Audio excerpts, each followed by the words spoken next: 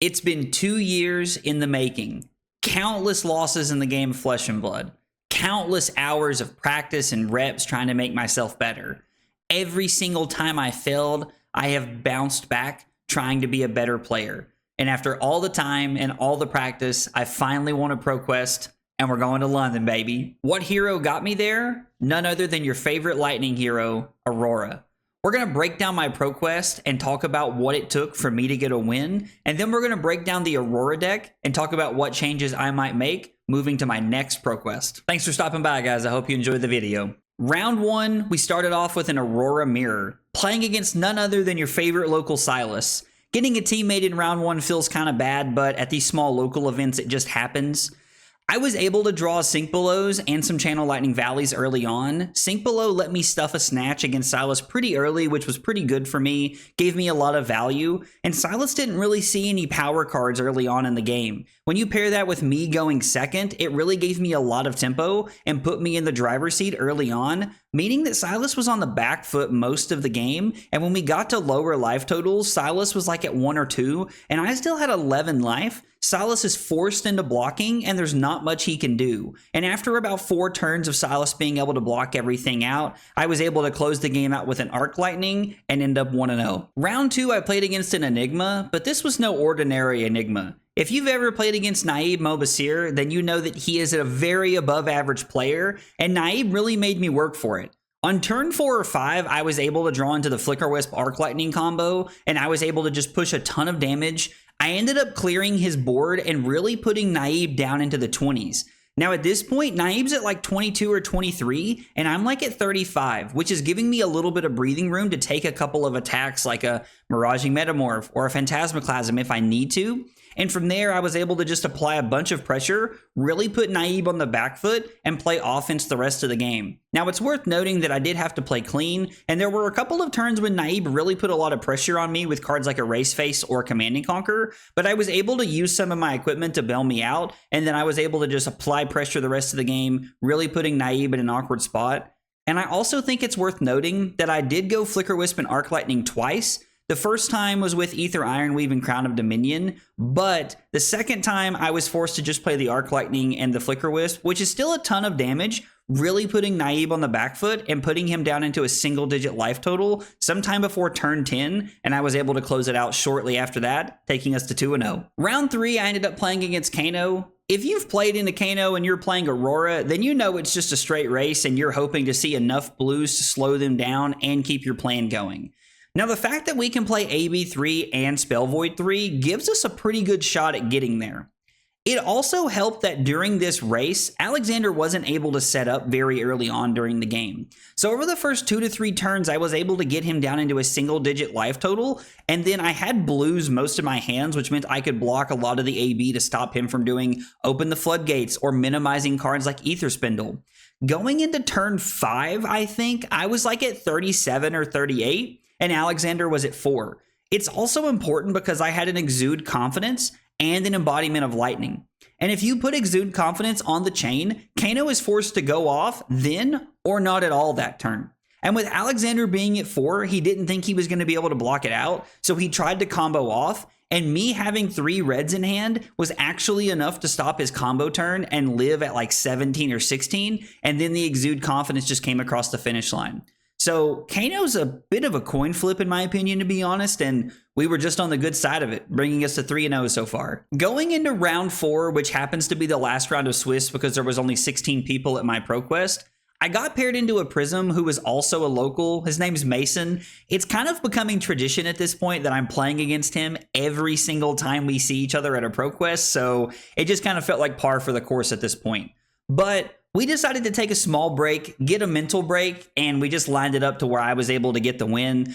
We wanted a mental break going into top 8 to be as fresh as we could be, so we didn't really play a game, but I'm 4-0 going into the top 8, which makes me the 1 seed, which is exactly where I want to be. My top 8 match was against Bolton. It did happen to be the only Bolton at the tournament, and it was the man himself, Drew Bolton McBroham.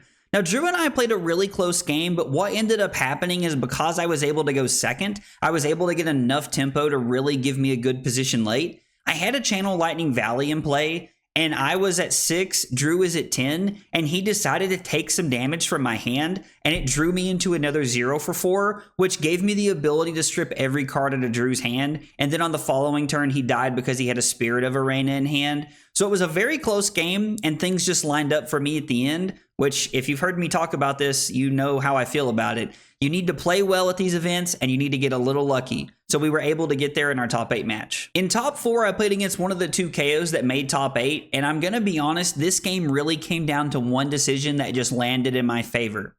On like turn 2, I started the turn at 38, and Trent was at 27. He plays Blood Rush Bellow and throws Mandible Claw at me, putting me down to 33.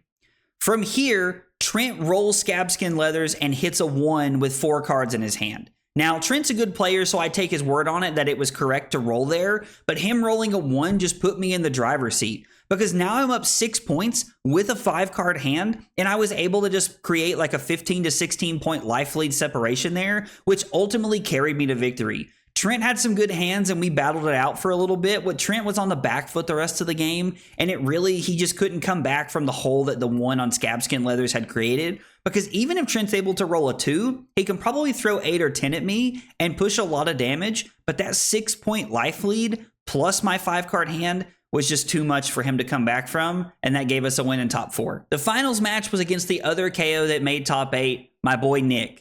Now, I gotta say, if you're gonna play against a teammate, you want it to be in the finals in the last round. Nick didn't care about going to London at all, and that's all I wanted. So we split the finals where Nick ended up with the gold foil, and I'm able to go to London. So all in all, a few things worked out for me, and I got pretty lucky in some spots, but I also played well and got rewarded by arsenaling well and keeping up with what the deck wants to do, and we put ourselves in a good position, and we were able to get there in the end, making us 7-0 on the day. We're going to break down the deck, talk about things that I liked, didn't like, and how you can be best prepared going to your next ProQuest this coming weekend. First up is Crown of Providence. This is one of the best generic headpieces ever printed. It protects our arsenal, lets us filter if we draw into a Runeblade hand with no attacks or all attacks, and plus, it's a great headpiece. It's probably the best headpiece we can play in this slot when we don't want Balance of Justice into certain matchups like Brute. Dyadic Carapace is like one of the biggest all-stars of this deck. Being able to block 3 with a piece of equipment, but also having AB2 built in is absolutely insane. Very few heroes have AB2 with equipment built on it, giving us a massive advantage into the wizard matchups, while also being able to block 3 is insanely powerful. Grasp of the Arknight has been a long-time staple of Runeblade decks. Being able to create a rune chant when you have an additional blue that you can't really do anything else with is really nice. Grasp also serves as a great role player on Arc Lightning turns because it turns our Grasp of the Arknight activation into 2 Arcane, 1 from the rune chant and 1 from the Arc Lightning trigger of having Go Again, which is amazing. And on top of that, it just blocks 3. How great is that? Last up in our main deck equipment is Snapdragon Scalers. Now, if you've been watching me test Aurora for the last few weeks, you know that I was not big on Snapdragon Scalers when we first started. It just seemed like Lightning Greaves was gonna be better. But it turns out the Snapdragon Scalers is insanely good. It's always there for us, and that's what I like about it. We can use Lightning Greaves as Snapdragon Scalers, and Lightning Greaves definitely has a higher ceiling, but Snapdragon Scalers always gives us Snatch Go Again, or anything we need it to, and that's what I like about it. When we first started looking at Rosetta and Starfall as a whole, I was not super impressed by this. A 1-for-2 weapon is nothing to write home about, but when you add in Go Again, that's when it changes everything. Your weapon having Go Again means you're no longer living in the days of ending on Rosetta Thorn, although I think Aurora might like Rosetta Thorn quite a bit. Talking about Starfall though, you like the Go Again because it lets us end on an E-Strike, it lets us end on a Snatch or an Arcanic Shockwave, giving us the value we want of being able to enable Go Again and fuel our hero ability, which is phenomenal. First on our list of cards is Arcanic Shockwave. Not only is Arcanic Shockwave just a 0 for 5, it's not a 0 for 5 in the sense that this has to hit or we have to do something else with it. All you have to do is have a lightning card, which I'm pretty sure there's like 36 or 39 lightning cards in the deck. So having a lightning card with Arcanic Shockwave is pretty likely to happen. This being a powerful 0 for 5 that also blocks 3 means that we get a lot of value out of it, and it's also great to start a turn with it if you used Aurora to end your last turn, so you have that embodiment of lightning.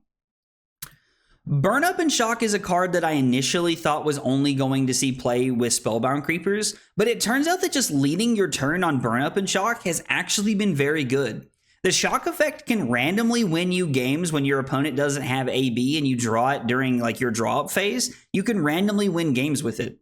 Also, Burn Up is insanely powerful, and in aggro matchups, it's almost guaranteed to hit. But in a lot of other matchups, your opponents are required to block everything you're doing instead of trying to keep a card like Command and Conquer or Felling of the Crown to throw at you. So Burn Up and Shock has been an absolute staple.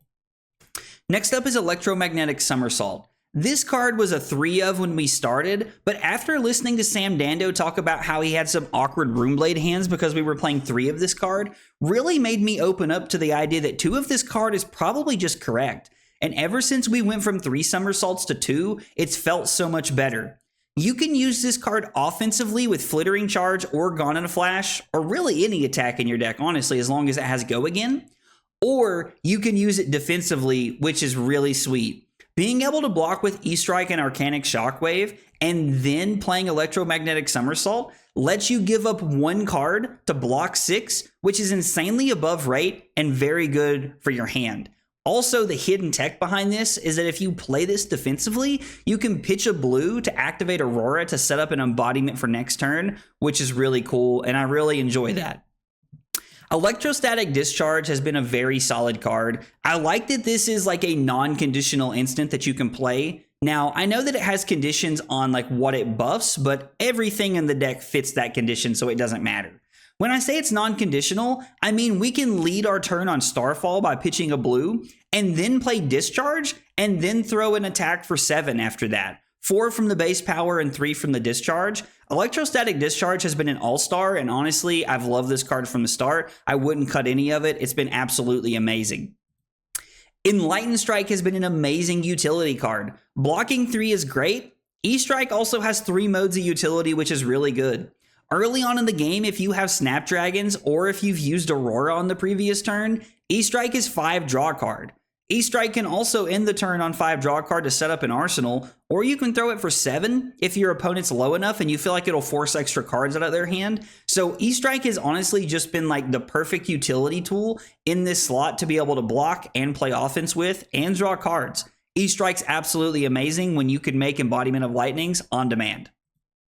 Next up is Entwine Lightning. I think everyone knew that this card was going to see play from the very beginning, the moment we started talking about Aurora. It's a 0 for 4 with basically non-conditional Go Again. Now, I say non-conditional, technically you do have to have a lightning card in hand, but 9 times out of 10, I would say 99% of the time, this is non-conditional Go Again. It's just a 0 for 4, which is great at pushing a breakpoint and trying to trigger things like Channel Lightning Valley. Next up is Flittering Charge. Flittering Charge is an awesome attack, and it's a little bit harder to trigger the conditional Go Again here, but it works well with Lightning Press, Electromagnetic Somersault, and Electrostatic Discharge. Flittering Charge is a very powerful 0 for 4. It does block 2. Most of our deck blocks 2, which is a little unfortunate, but we're playing one of the more aggressive heroes I've ever seen in history with on-demand Go Again. So Flittering Charge slides into the deck very well, and it's an absolute staple. I wouldn't change it. It's perfect at 3. Gone in a Flash is one of those cards that at times has felt very clunky. It's a 0 for 4 that blocks 3, that plays really well with Blink, Electrostatic Discharge, Electromagnetic Somersault. It's kind of awkward with Lightning Press, but it works well with most of our instants, and the fact that it blocks 3 pretty much makes it an auto-include. The fact that it doesn't naturally have Go Again can be a little weird at times, so Gone in a Flash has been great, but there are some Runeblade hands that you kind of run into with Gone in a Flash, and there have been turns when I didn't have an embodiment going into the turn, and I was forced to use Snaps to really make my hand work. So that's another reason that Snaps is great and can kind of bail us out of an awkward Gone in a Flash hand.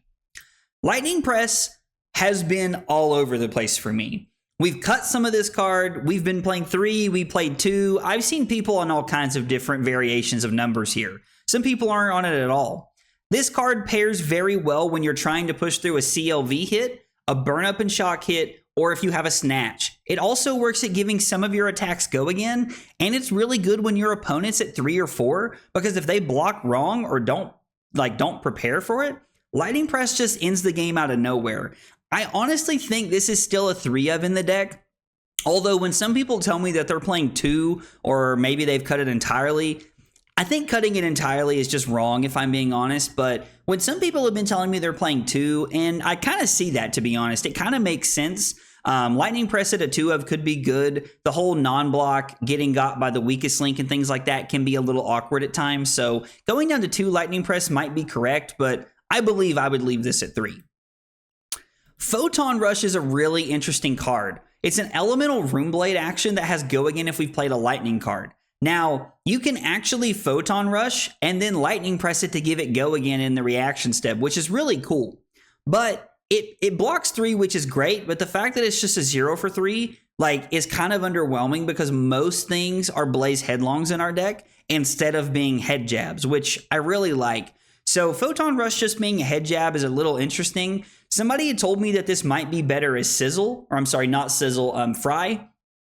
Fry just being a lightning starter that doesn't really care about anything else could be very good. Although having the 3 block has really panned out for me and been very powerful in a lot of situations. Ravenous Rabble. Whether you love it or hate it, it's good enough to be played in the deck.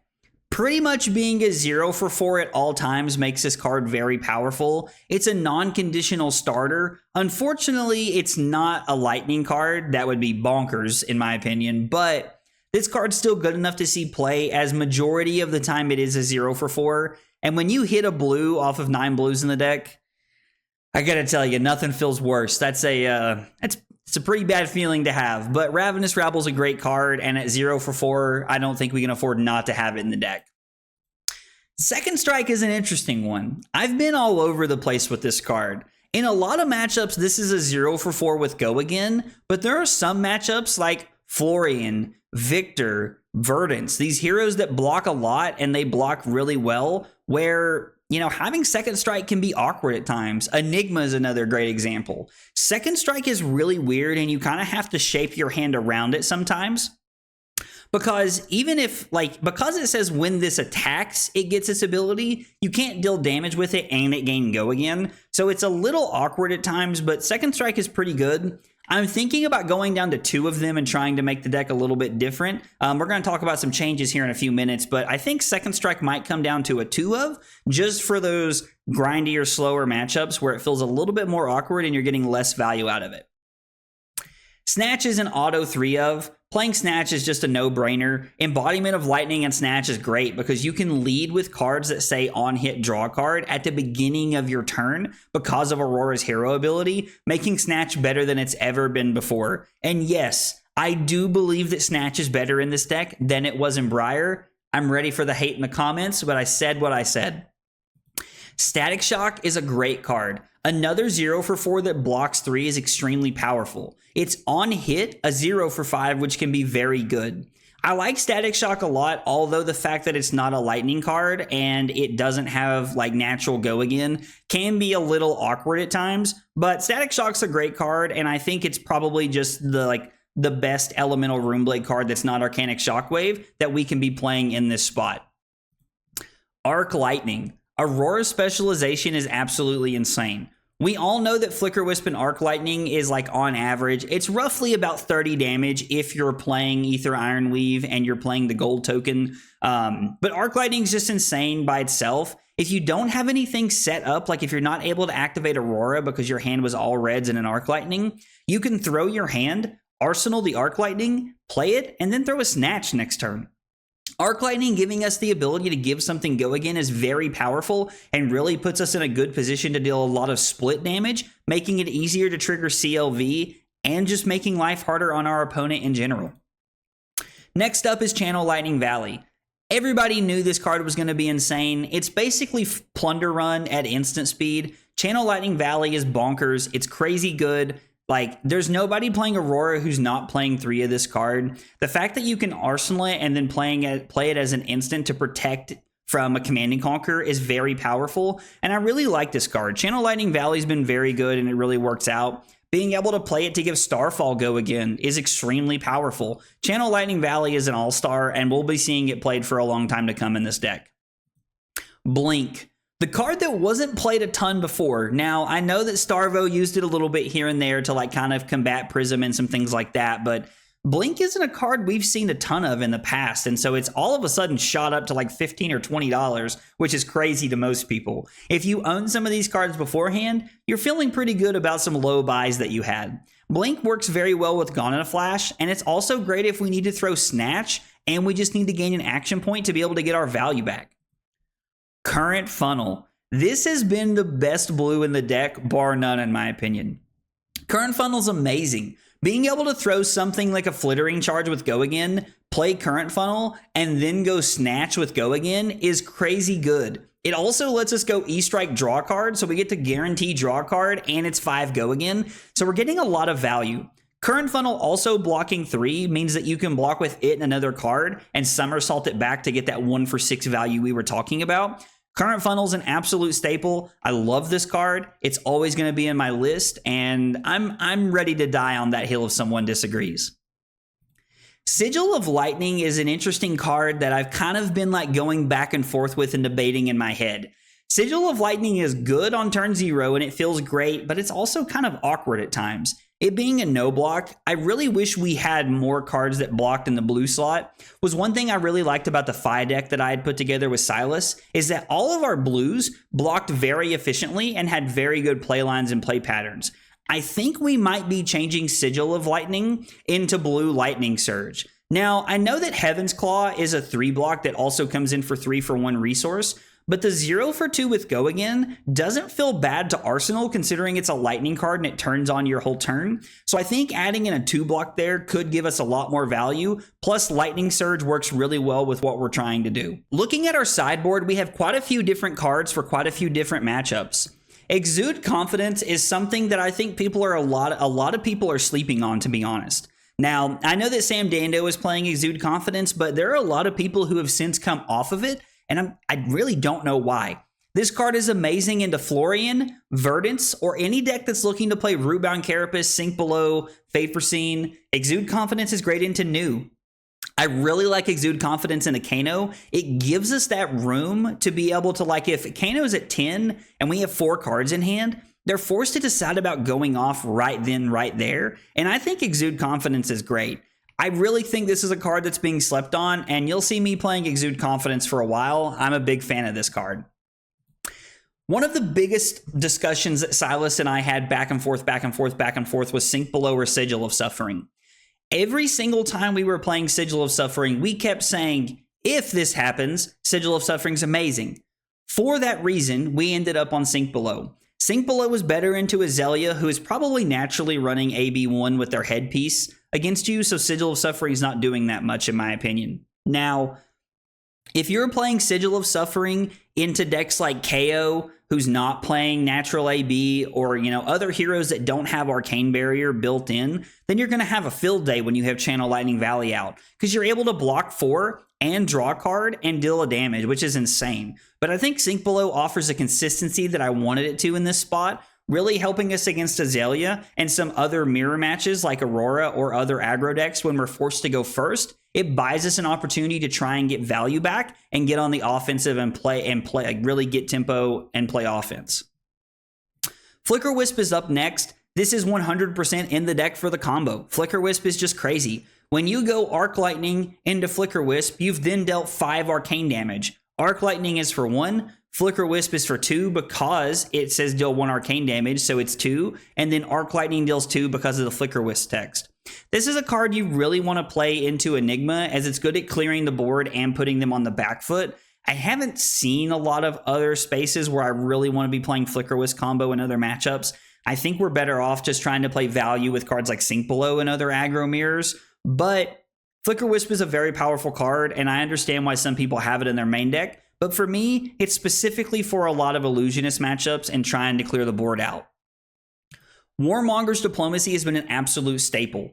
It was really interesting hearing James White say the other day that this was designed with Duskblade in mind, and I really like that idea that they're trying to like branch out to bring other cards back. It's a really neat idea. Warmonger's Diplomacy is great into, it's very good into Azalea. It has a lot of play into Viserai. It can even be good against Vincent in certain situations. Warmonger's Diplomacy is a great blue. It blocks 3, and it also gives us great utility against a lot of the decks that we kind of have a hard time racing sometimes. Warmonger's Diplomacy is an absolute staple of the deck, and you'll never see me playing less than 3 unless Viserai and Azalea just go away. Warmonger's is here to stay. Aether Ironweave is a really cool equipment that Briar abused quite a bit. Now, we're not playing as many non-attack actions, so if you're playing Aether Ironweave in your list, it's more than likely just for the Flicker Wisp combo, and that's 100% why I have it here. If Enigma, let's say Enigma throws an Erase Face at you, you can give a card, grasp an Aether Ironweave, and then go off with your hand, which is a very good place to be at, and it really allows you to push a lot of damage. I really like Aether Ironweave, but we're going to talk about some cuts afterwards because Ironweave may be on the list. Next up is Balance of Justice. The Brute matchup is very tough in my opinion. Like, they can just throw 30 to 35 at you out of nowhere, and if they still have a lot of their equipment, there's not much you can do back. If they still have Scowling Fleshbag, you're in a pretty bad spot. So I think Balance of Justice is here to stay. It's a great headpiece that gives you a lot of value into the KO and Rhinar matchup. Also, Leviah. I have heard Michael Fung and some other people say that they really like Balance of Justice into the mirror. Now, this was a few weeks ago. I don't know if they still feel that way or not. We tested Balance of Justice into the Aurora mirror, and it did not feel that good. I also tested it into Acilio. Did not feel that good there either, unless they were comboing, and most of the time, blocking 2 and drawing a card wasn't enough to get us there. Crown of Dominion lets us have a gold, which pairs very well with our Aether Ironweave, because on our Flicker Wisp combo turn, Ironweave and Crown of Dominion is 4 arcane points plus a card into your hand, which is a very good place to be, because it can set you up with an arsenal for next turn after you clear the board against Enigma, or it's just the value of being able to push as much damage as humanly possible, which is exactly why we use Crown of Dominion. But stick around, that one also might be on the list of cards to cut. Lightning Greaves. After testing Lightning Greaves and Snapdragon Scalers, Lightning Greaves is basically just AB1 that blocks 1, which is a very powerful piece of equipment and great, but we're never using that when we would rather have snaps. Snapdragon Scalers is just always, in my opinion, better because it's sitting there and it's ready for us to use, but Lightning Greaves serves as AB1 and it has that extra block value into decks like Viserai when we're looking to race. Shark Charmers says Spell Void 2. That's pretty much all this says right here. There is the hidden text every now and again where you have 2 blues in hand and you can activate by paying 2 resources to deal an extra damage. Normally, that's not a good place to be if you're trying to race a deck where you have this in. Like, if you're playing against a Kano, you don't really want to be pitching to try and deal extra damage, but I have done it before. It is a secret mode on the card there. Spellfray Tiara, just for Kano. I've heard some people talking about maybe playing this into Acilio. I personally think I like the idea of running Crown of Providence into Acilio because they do play some attacks and there's some physical damage there that you need to be blocking. And normally AB3 and Spell Void 2 is enough to keep you from getting absolutely obliterated by anything. But if Acilio goes off, not much is going to save you. So Spellfray Tiara is really just for the Kano matchup. Now let's talk about some of the changes I want to make to the deck so that we can adapt better for week 3 of ProQuest season. Other heroes are also adapting to new game plans and they're preparing to beat us because Aurora's winning a ton of ProQuest week in and week out, and we need to stay up with those changes. The first thing that I cut is I cut the 1 copy of Photon Rush. I also cut 1 copy of Second Strike because it is a conditional card, and I added in 2 copies of Fry. Fry is a 0 block, which is pretty awkward, but it's a 0 for 3 go again lightning starter that's non-conditional, and it plays around Warmongers. If it wasn't for Warmongers on the side, this would probably just be Sizzle, as I like Sizzle better than I like Fry, but this is a non-conditional go again starter that I happen to like here. The 0 block technically plays around the weakest link, which I really like, but I think having 2 copies of Fry could be good. It's possible that this should be 2 copies of Photon Rush because Photon Rush blocks 3, but I think the non-conditional lightning starter is a much better place for us to be. The next change I made is Lightning Surge. I ended up cutting all 3 Sigil of Lightnings, and we're going to play Blue Lightning Surge here.